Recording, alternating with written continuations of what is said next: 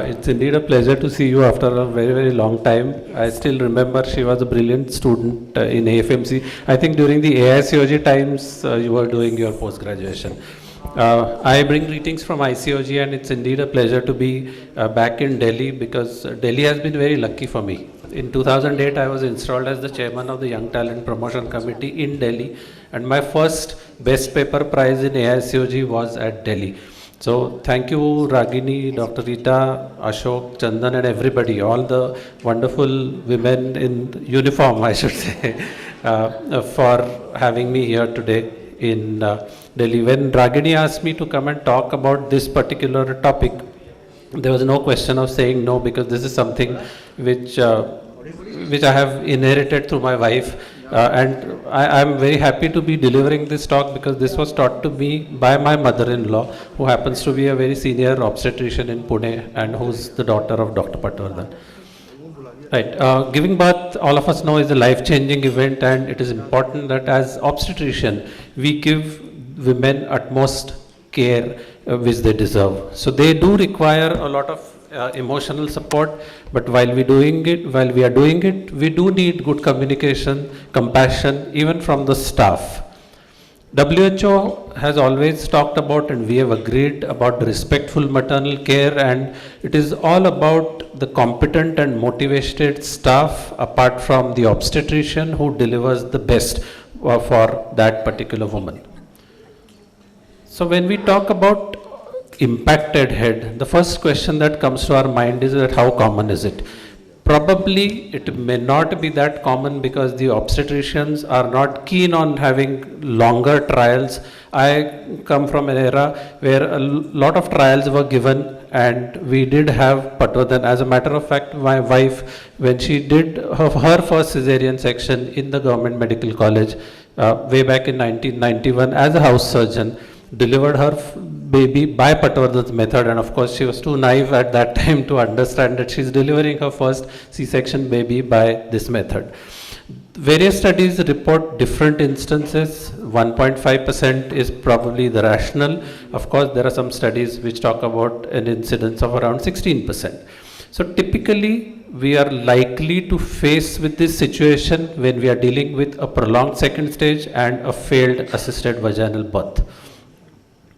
So let's quickly talk about the second stage of labor, because we were very much tuned to the 1 hour cutoff, but it is no more true. In 2014, it was very, very clearly defined that in a nulliparous patient, we can safely wait for about 2 hours if there is no regional anesthesia, and for 3 hours if she has taken something like epidural analgesia. Of course, you cannot do away with close monitoring of these women, even if the second stage is little longer than what it used to be earlier. So in the last 3 decades, it is observed that we are doing more of C-section and less of assisted vaginal deliveries. In fact, we did conduct assisted vaginal delivery workshops all across the country. I had an opportunity to deliver this workshop in MAMC way back in 2010. So typically, the younger obstetricians especially are preferring C-section over assisted vaginal delivery. And the second stage, C-section, in fact, has a lot of challenges which we need to understand. There are increased intraoperative complications. We know that we are likely to have more of postpartum hemorrhage also, apart from unintended extensions. More requirement of blood transfusion, higher rates of endometritis, and requirement of hysterectomy, and of course longer operative time and hospital stay.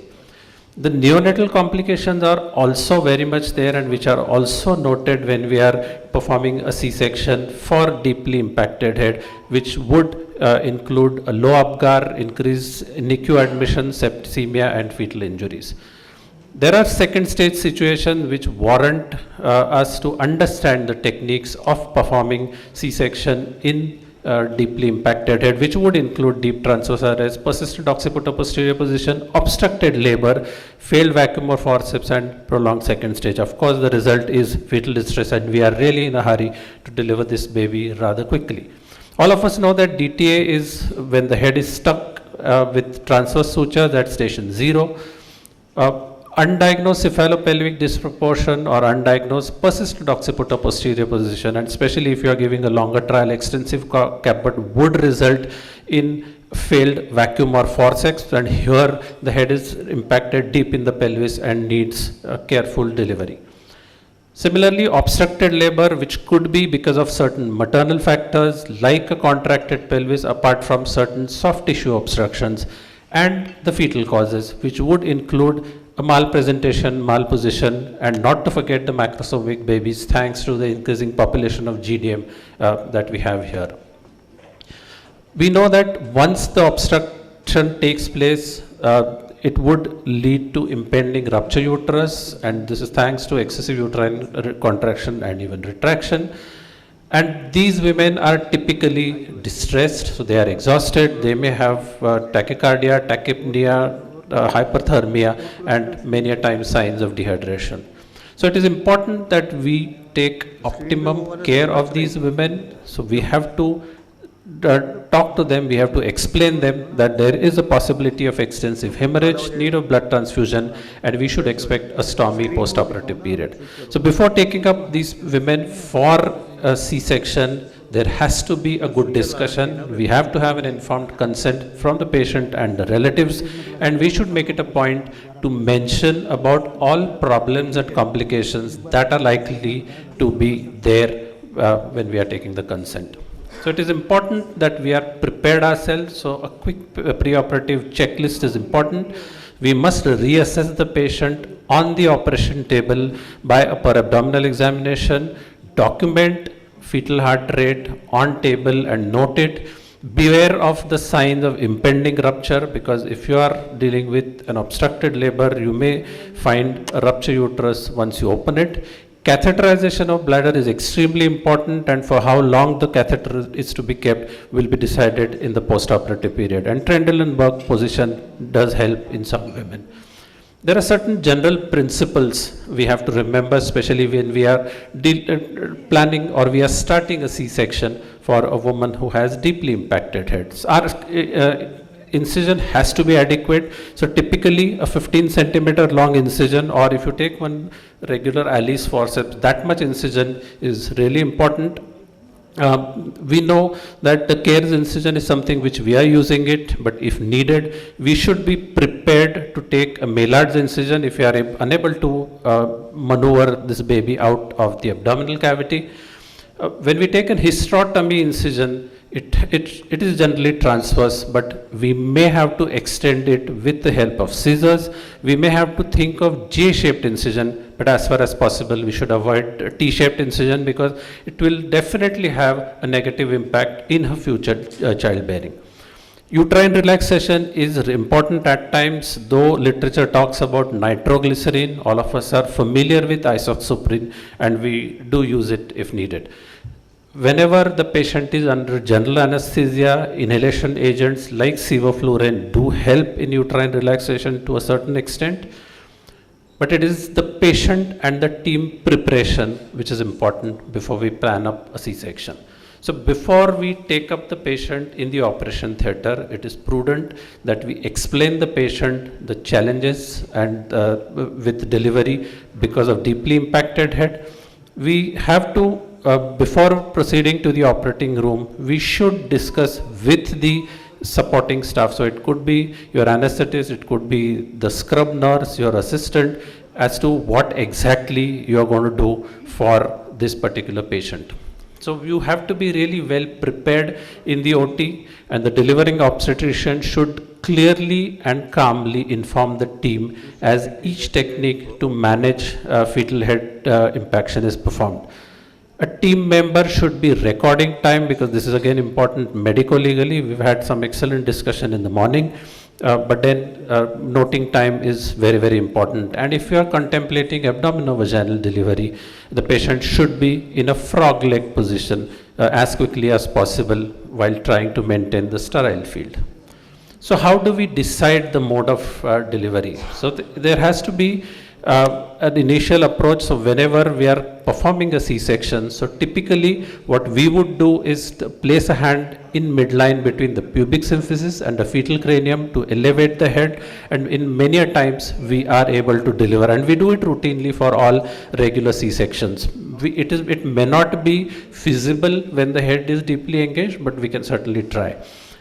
Alternative approach is to reach out laterally. We try and place hand and try and disengage the impacted fetal head by flexing, and the fetal head is elevated towards the mother's head and not towards the ceiling. So this is something which we really have to remember. Greenberg et al. Have shared this particular chart, but I think we Indians are more familiar with this. So whenever you take an incision on the lower segment of the uterus, if your incision is low enough when the neck or part of the head presents, then we can consider doing a vaginal disengagement or push technique, or delivery by breech, something called a pull technique. We can of course use forceps, but if the incision on the lower segment of the uterus is little higher, when the shoulder pops out, once the incision is taken, then Patwardhan's maneuver works wonderfully well. Coming to the reverse breech technique, and this is something that is labeled as the pull technique. So once you start performing a C-section, and if you are unable to reach the deeply impacted head, all you have to do is to put your hand inside the uterus, try and reach the fundus, catch hold of the baby's feet, and then deliver the baby by breech, and this will be something like a breech extraction. What about the evidence?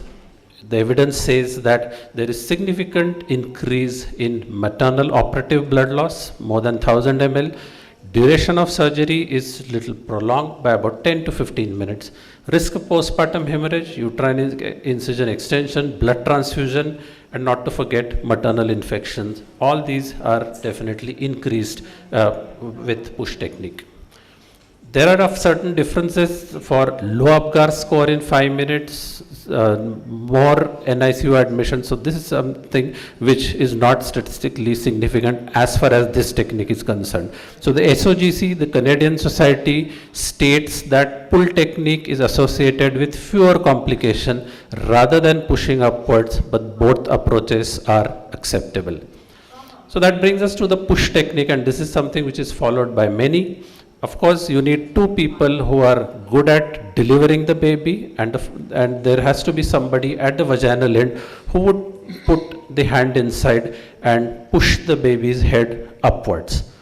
So what happens is, once the assistant pushes the baby's head, all you have to do is to put your hand inside, catch hold of the baby's head, flex it, and then deliver.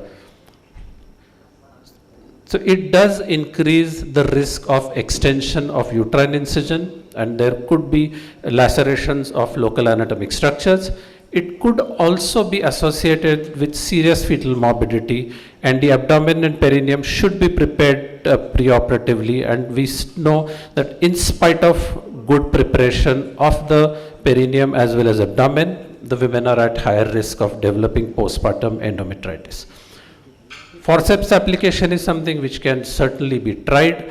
So Wrigley's forceps, which has a short stem and blades, is probably ideal for this setting. So all we have to do is to put our hand inside, try and palpate the ear, and then typically we insert the anterior blade first because it is more approachable, and then try to insert the posterior blade and then try and hook the baby out without damaging it. Which are the things which we must avoid? First and foremost, we must avoid vacuum extraction. It is technically difficult if you are not able to put your hand inside, it is really difficult for you to put the vacuum cup inside, because even if you try to do it, we are likely to cause injury to the fetal skull. Single forceps blade, something called Vectis, is not recommended, and the traditional technique of bladder filling is again avoided. And so that brings us to Patwardhan maneuver. Late Dr. B.D. Patwardhan did describe this particular technique, and it was published in the Journal of OBGYN of India way back in 1957. So this was based on their study which they carried out at the Nauroji Vadia Maternity Hospital in Mumbai between the years 1950 and 54. And let me tell you that if this technique is very much relevant even today, though it was described long ago. So I'll just quickly show the videos. So now, traditionally people have said Patwardhan's technique and modified Patwardhan technique. So there's no such terminology. So this is a technique where the back is anterior. When the back is anterior, it is relatively easy for us to do the procedure. Now, once one shoulder is delivered, ask your assistant to hold it, deliver the second shoulder, and then you need to put your hand inside. Put your hand inside, hook the baby out. And I must thank Dr. Suchitra Pandit who shared these videos with us. We did use them for our C-section workshops. So all you have to do is to catch hold of the baby's trunk and then deliver the baby, deliver the buttocks, the legs, and eventually gently we need to deliver the baby's head. Looks a little scary, but once you start doing it, let me tell you that it's not scary. No. Probably the incision in this particular case was little smaller. So probably we should have had little bigger incision, especially on the skin. And then there is Patwardhan's method when the back is posterior and it is.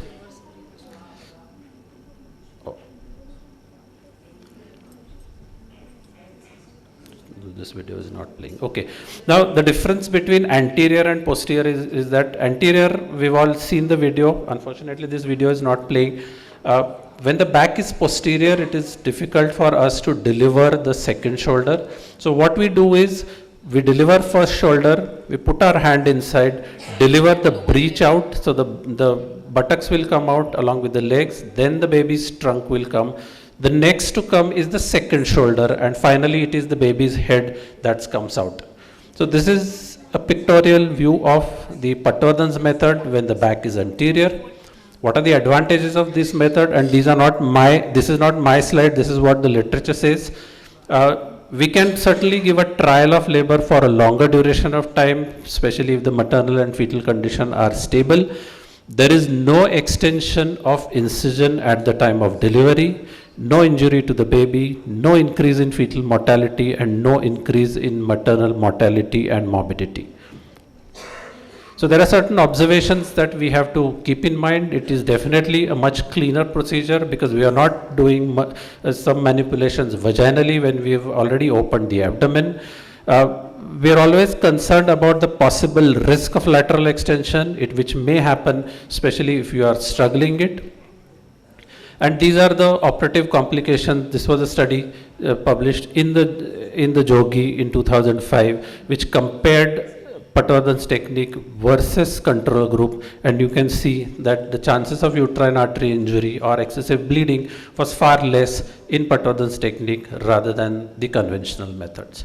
Of course, there have been so many papers which are published in various journals which endorse this particular technique, and recently when I was reading the up-to-date for updating my lecture, I realized that Patwardhan's method even has appeared in the up-to-date where they have described it in detail.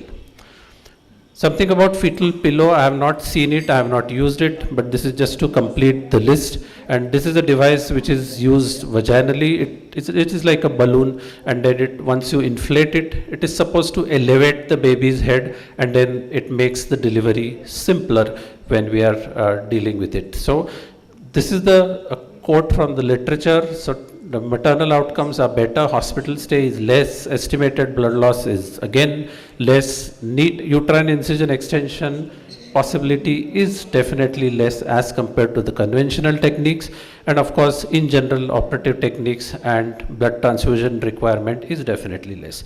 The fetal outcomes are better, less chance of neonatal sepsis and less chances of NICU admissions.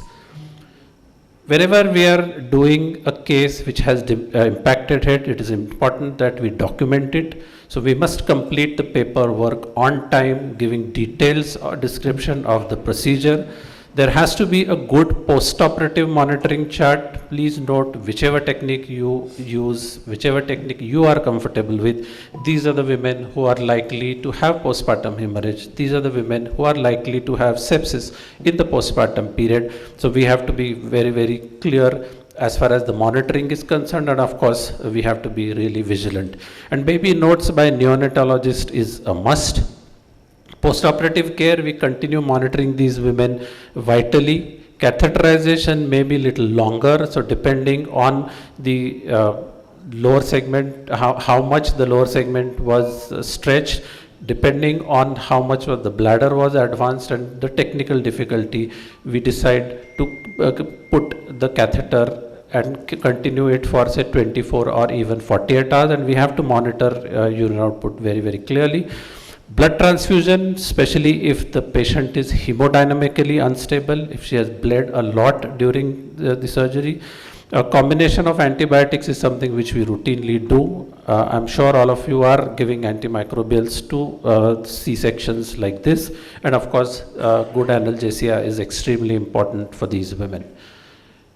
When we discharge these women, we have to talk to them about the sequence of events. So what exactly has happened and how have you managed? Give a discharge summary with diagrams if necessary, especially if you have taken an inverted T incision, you have to draw a picture on the discharge summary, because whenever she becomes pregnant at a later date after a few years, the next obstetrician who is monitoring her will have clear thoughts when the patient has to be delivered. And then you cannot do away with contraceptive counseling, because I'm sure we will not want this woman to become pregnant immediately. And we need to discuss with her the future pregnancy advice, the timing and need for elective cesarean section, because again, if these women land up with an emergency C-section, there's definitely an increased risk of rupture uterus. So to conclude, counseling of patients and relatives is extremely important when we are dealing with a woman who has deeply impacted health. Proper preoperative assessment is a must in the labor room as well as on the OT table. We have to be clear in our minds about the procedure. So preoperative planning of procedure is a must. So there has to be a plan A and plan B ready. We should administer appropriate anesthesia. Essentially, the obstetrician has to be a senior one, and a junior person may find it difficult to carry out any of these procedures. And of course, there has to be an expert assistance. Presence of neonatologist is a must, and we must document everything that is taking place in the labor room and the operation theatre and even beyond. So thank you very much.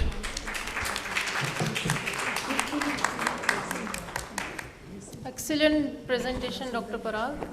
And in my practice also, I feel there is no other method better than Patwardhan to deliver a deeply impacted head. And a few points I'll just do. Instead of in a deeply impacted head, as the lower uterine segment is very distended, the skin incision you can plan with John Coyle rather than Fenton steel, a little higher up. Yes. And when you are giving a uterine incision, you must, because the lower uterine segment may be very high, you must identify the UV fold. And then just give the incision around 1.5 to 2 centimeter below the UV fold. Otherwise, you may even incise the vagina. Yes. Give an incision in the vagina. And when you are extending the uterine incision, you should extend with scissors in like smiley fashion rather than laterally, to prevent the extension in the lateral way. True. And AMTL is must. If one oxytocic is not covering, then you give another oxytocic. And still if not, then you should be prepared for compression sutures and stepwise devascularization also. Yeah. So to prevent post-operative, rather than when the patient is shifted to the room and you land up in PPH, if you are feeling the uterus is not well retracted, put a compression suture. Absolutely, absolutely. So you have to tackle whatever and this possible is the best method. Yes. I am always using this Patwardhan method while delivering. Thank you. Thank you, sir, for such an enlightening lecture. Just two questions I have, sir. First is, sir, I came across certain papers which are telling that as compared to reverse breech extraction and versus Patwardhan and abdomino-vaginal approach of delivery, reverse breech extraction leads to less extension of the uterine incision. And is it, ma'am, right? I've been practicing this for Yes. the last 40 years. Yes, ma'am. And I have never found any. Yes, ma'am. It is how, when you are well versed with the breech. Proich, yes, ma'am. Even Patwardhan is not Yes, landing ma'am. up. Both. Ma'am, Dr. personally, Rita, I would, practiced I would, Patwardhan more, but sorry, I sorry, came- just one sorry. minute. Dr. Rita, I would go a step further. You should do whichever procedure you are comfortable. You are. Absolutely. Yes. So like if you are comfortable with this procedure, you have to do it Yes. because then the chances of complications are much less. Yes, yes. A little bit high. Yes. And yes. And Cesarean and so- cesarean unending discussion. So any concluding remark from the, Ma'am, one more question. Yes. I have. Sorry, sir. Just one more. So you advised against use of a single blade of forceps as a vectis. I have never used it. If at all you have to use it, you can use both. But then this is what the literature says. Okay, these are not my thoughts.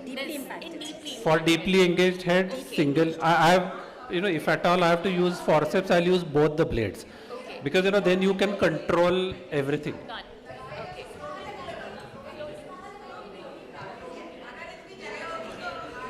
so only last question from Dr. Sheikh, please. Last question. Am I audible? Yes, ma'am. Am I audible? So when doing the patwardhan with the back interior, does it help for the assistant to do a little fundal pressure for the flexion? Yes, yes, you need a fundal pressure. Rather than, fundal pressure is not required. All you have to do is to stabilize the fundus. So you don't have to really push hard. You just have to stabilize it so that, your maneuvering becomes easy.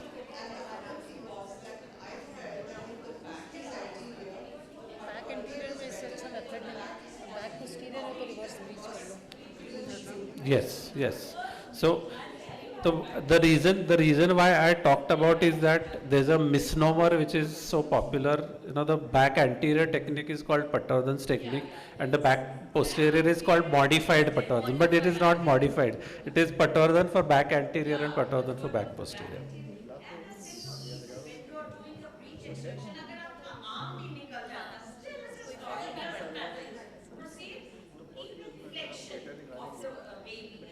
I think all of us when do Patwardhan, I think we should have a recording so we can discuss this. Thank you, Thank you. Parag. Thank you Thank you. so much.